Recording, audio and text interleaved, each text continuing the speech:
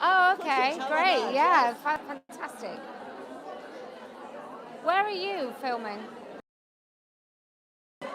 Where are you? No, where are you sat? In the front, but Okay. I I don't want to get in the way of their footage, but I do want to be. Okay, I'm gonna go here, which will annoy whoever's here. So,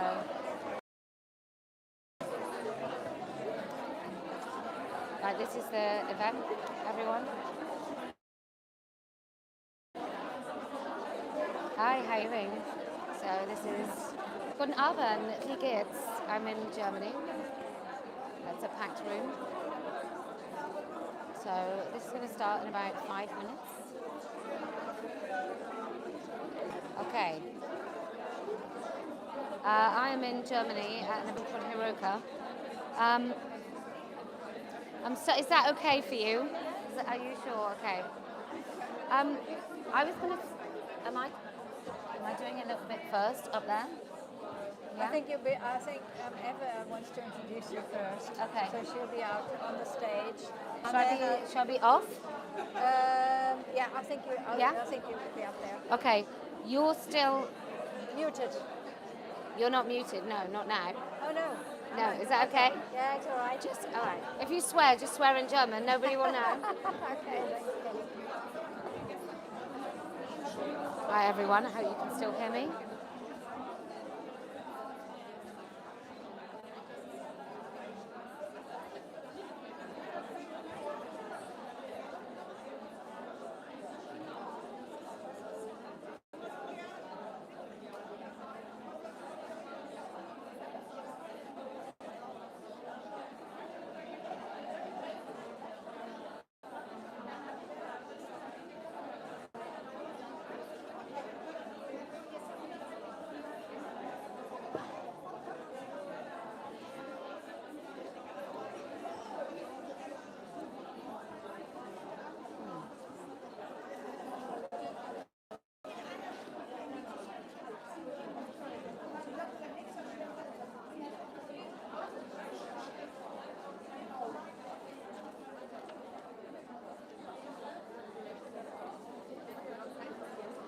I'm out here.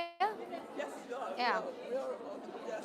Yes. You want to have a big entrance? Yeah. Yes, of course. I'm going to do a cartwheel, some acrobatics, maybe. Oh yes, you will. Let me tell you, show you now the people that are really warmed up. Kneecaps, which we bought from you. Yeah. Yes. Bring them in and we say, so you can show us how this actually works. Yeah, towards the end. Demonstrating it. Yeah, can we do that at the end of the interview? Is that all right? Yeah, that'd be great. But then shall we bring it or Yeah. They're on the piano.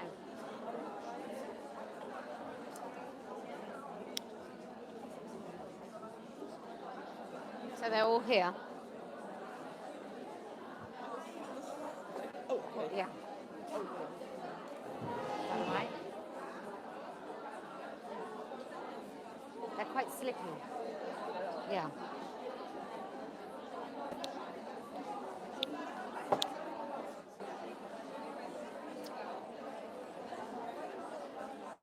Okay.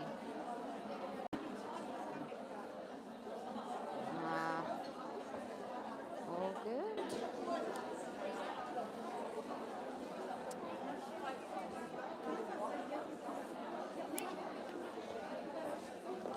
Das sind 20 Kneecaps, die sie für ihre Aktion Free Your Face nutzt. Und sie würde am Ende irgendwie das kurz demonstrieren. And can you hear me really well, Selene? 20 Freiwillige. Ich kann Leute aufrufen als Freiwillige. Soll ich das machen? Ja. Okay, super. Aber jetzt schon will.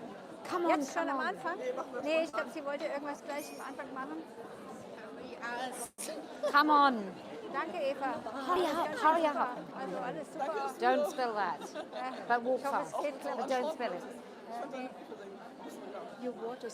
Ich hoffe, dass ich all deine, Probably deine Fragen still, unterzubringen. if you don't mind. Yes, please. Ja, Thank ist you. Okay.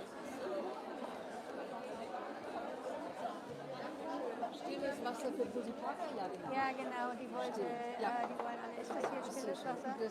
Genau, die Gläser Okay, sind das schenke ich dir dann gleich am Anfang ein.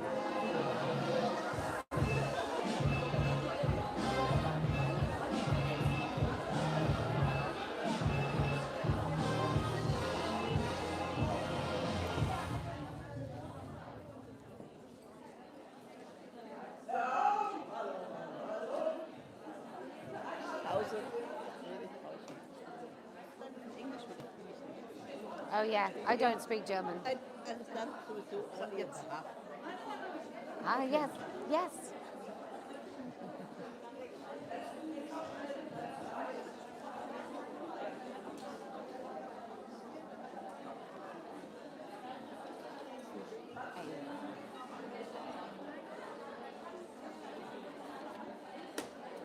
I'm gonna. Should I come in the back? I can come in like this. I'll do a whole entrance down the side, like, yay, hi.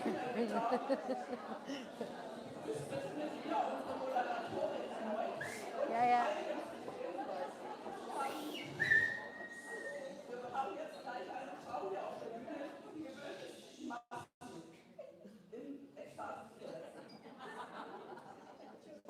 Sabine Beppler-Spahl das Interview übernehmen und um der Dramaturgie willen bitte ich um euer Verständnis. Wir machen jetzt keine Konstitutiv- und keine Nacheinanderübersetzung. Wir machen das strikt Englisch. Okay? Wundervolles. Genießt es einfach. Es ist wundervoll. Ich weiß, dass eigentlich pures Posch-Englisch ist, aber das britische Englisch ist künstlerisch. Doch. Genießt es und wir werden nachher, wenn wir die Aufzeichnung auf die Webseite setzen, wenn wir so deutsche Untertitel machen. Also alle, die jetzt alles verstehen, ihr könnt es dann nachangucken. Und jetzt freut euch einfach auf Englisch. Und jetzt bitte ich mit einem donnernden, tosenden Applaus begrüßen wir Kellie-Jay Keen. Hey.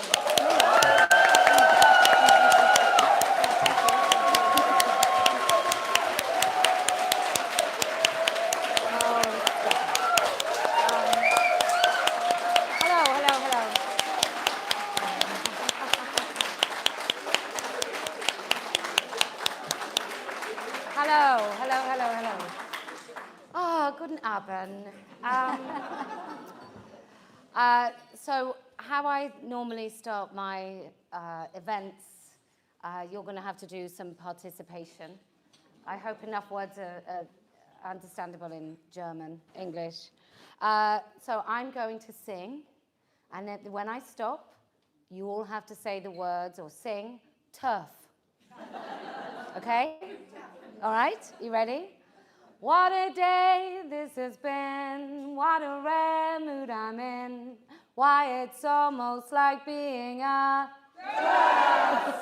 amazing. Well done. Okay. So I've been a very active activist since about 2018, but I found out about this in 2015.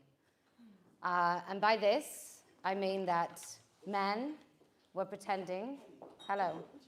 Just move so people can see you.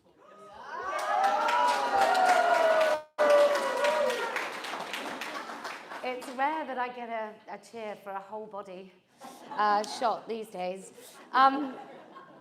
So I started this activism really in 2018. In 2015, I found out that we were having to pretend that men could actually become women, or that they were so sincere that we would pretend that they had become women.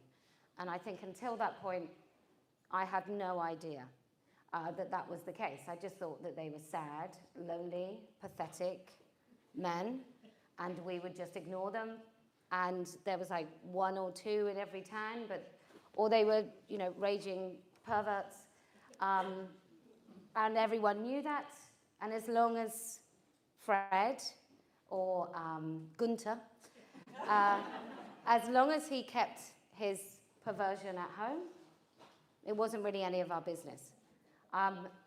So in 2018, I was interviewed under caution for saying it is wrong to castrate a 16-year-old boy. And then I became a name that people knew. And then I did the billboard, which is, I put the dictionary definition. Thank you for buying a t-shirt. I put the dictionary definition of the word woman on a billboard. And I thought everyone will say, wow, what is this conversation? Oh, no, well, that's not true. A woman is an adult human female. That's brilliant. It's over. Let's all go home. We all know what a man is. But actually, that didn't happen. It was removed for hate speech.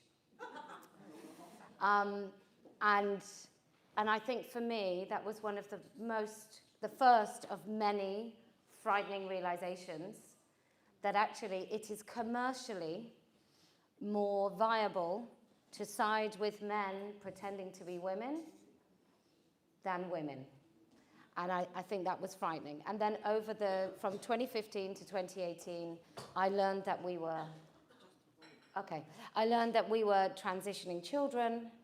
I learned that men were not just calling themselves trans women, but women, and that we were expected to call them women.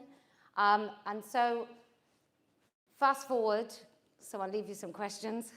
I now have a pretty comfortable life of going to different countries and saying, no woman has a penis. It's amazing. It's such a great grift, I think they call it. No man has a vagina. There is no such thing as non-binary. And transitioning children is profound abuse. Now I'll come and sit with you. Yeah.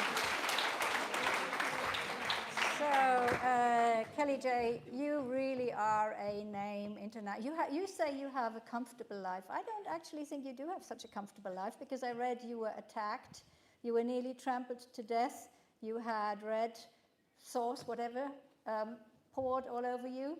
Yes. Does that kind of motivate? Did you say then, now I'm going to continue this fight. If people come at me in this way, it's going to make me even fiercer.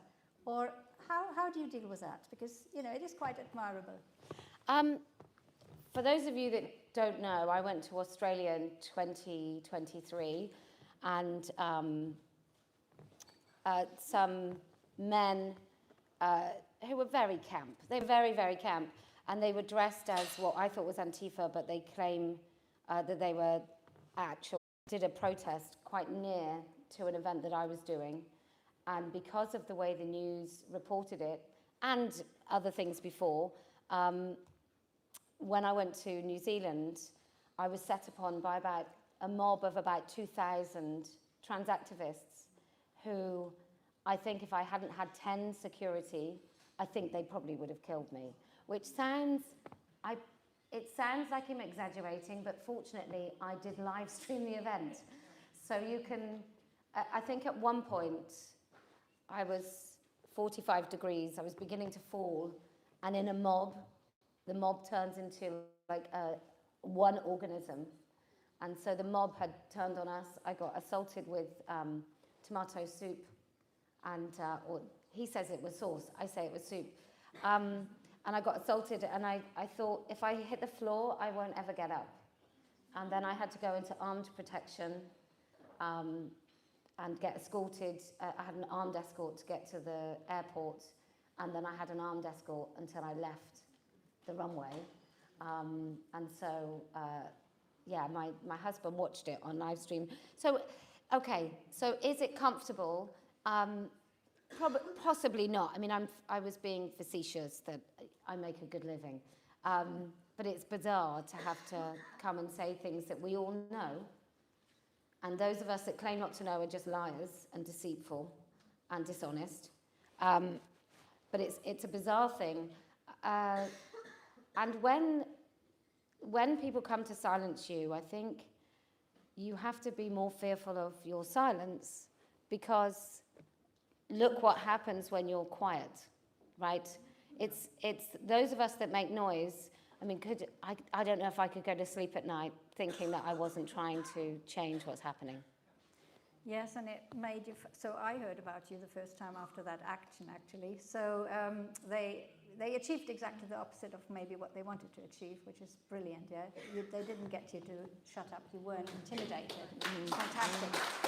There's another thing which I wanted to ask you, and it's this that people often call you. I have sort of read it far right. I know you're not. You're not at all. But how do you deal with that? Do you say, this is something which we just need to, it's a slander, it's a slur, but we don't care anymore because we know this is an attack against us. It's a way to silence us. And how do you deal with that? Honestly, I don't think I've ever really thought, what can I do about the accusations? I just don't know that I care at all about them. I don't know that being accused of anything is worse than what's happening. So I just think it's noise. And I don't think that any of us, and I do mean including in this country where far right has a different connotation, I think you just have to relieve yourself of that particular burden and just say, no, I don't care what you say. I'm just going to speak. It's a silencing tactic. There are expletives that I'd like to use at this point, but I won't. But I think you have to basically tell them I don't care. And you really have to not care.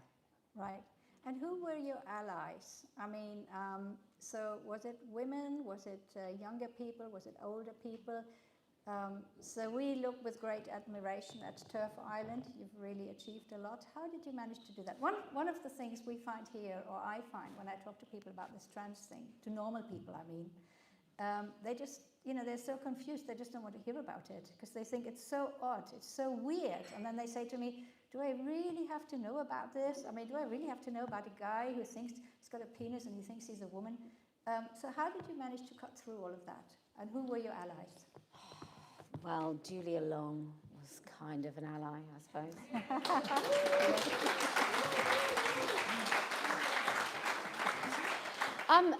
So I think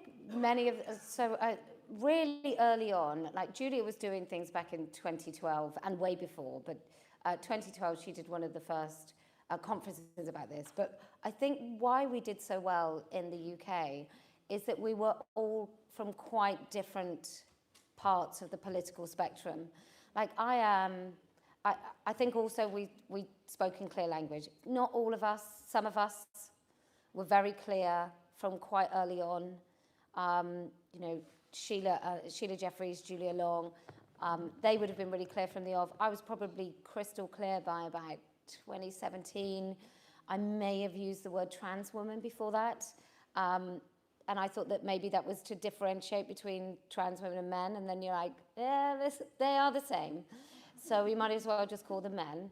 And I think that makes it quite easy. So I think allies on this single issue, there were many, but we're women. So it's always a little bit tricky, and purity spirals and so on. But yeah, I think I think who we reach, my goal, let me just be clear about my strategy, is to raise the alarm, right? I'm not interested in convincing someone stupid enough to say that a man can be a woman. I don't care what they think. I'm not interested in having a conversation with them and getting into granular linguistic kind of challenges about what is a man, we all know what a man is and what a woman is. I'm interested in the people that you talk about that say, why should I care? And I think you have to find a way of making them care. We also had the Times newspaper, the Daily Mail, and the Telegraph that, not always perfectly, but they would talk about this issue. They would say that, something crazy happened. They all covered the story, for example, about the billboard, until they realized that it was a really good thing for our side. Like the BBC covered that. Excellent. So you said language. I mean, we spoke about that here today, but language is really important. So why is it important to use the word woman and not person who menstruates? That's a very what is it about that struggle? Well, when I came up with the billboard, the thing that I like to do, and I'm sure I'm not alone, but the thing I like to do is I like to find, usually the source of disagreement is a tiny morsel of position. It's a tiny position shift. And I just thought, what is the fundamental, like when it comes down to it, what is it? And it's the word woman. It is literally the word woman. Because a man as a woman doesn't exist. So he only exists in language. He doesn't exist in reality at all. He only exists in language. So that's why I use the dictionary definition of the word woman, because you can't argue with it. It's really accurate. So it's important when you try and erase someone's rights, or you erase what it means to be woman, there's two ways you can do it, and both are utilized. And one is to pretend that anyone can be a woman, so woman ceases just to mean a woman. And the other is to stop using the word woman for women. And in that way, you can then, we've all read 1984, you can linguistically just like kind of remove what it means to be woman. Yeah. So get it down the history hole and nobody will remember. Yeah, and it becomes a frightening thing to say.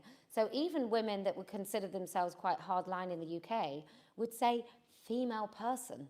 Right. You're like, just say woman or male body. Who has a male body and is an adult? Well, a man. So this leads me to my next question, because I think I'm right. I think you did say that this struggle is also a struggle for free speech. Would you say that? Yes, 100%. I'm a free speech absolutist. Yeah, we and both are. if you test me, I hope I won't fail. So how could I test you? What?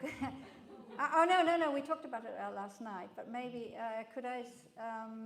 All right, we might as well talk about it. Would you support people demonstrating outside abortion clinics? You mentioned that to me yesterday. Is that a free speech issue for you? Yes. Yes, it is, and yes, I would. Yes, I would. I think that a woman has the right to access abortion services. I think that I could never fall on the side of forcing women to give birth to babies that they don't want. I have limits, and I say to often I say to men when they talk about abortion, well, don't get anyone pregnant, you'll be fine. But I do think that you have, in a free democracy, in a liberal society, you have the right to oppose things, even things that I might find a bit morally repugnant, to go and stand outside of an abortion centre. Like, I don't think you should do it, but it's definitely not something that should be illegal. So that's very clear. That was the only test I could think of at the moment. I can think of a better test. Did I pass? No, you did, absolutely. So it's interesting, this conference, which Eva organized so perfectly well, that we have the trans issue, but we've also been talking about Islamism. And somehow these issues are interrelated. There's a very weird kind of thing, which is that, we've got these strange phenomena like queers for Palestine, which I've never been able to understand, because as soon as they go to Gaza, they'd be dead, wouldn't they? So how is this kind of how are these struggles interrelated? How would you say one thing belongs to the other? Well, I would think if I was an Islamist and I wanted a caliphate, I might choose a particularly stupid part of the population to ally with. That could be easily cajoled into forming an alliance, and then I would devour them and I would eat them alive as soon as I got what I want. Right? I don't think, I don't know enough about Iran to talk about it, but I know enough to say that I think we've seen it before, a red-green alliance, and I think it would be foolish not to pay attention to what women from Iran have to say. Well, and men, but mainly women.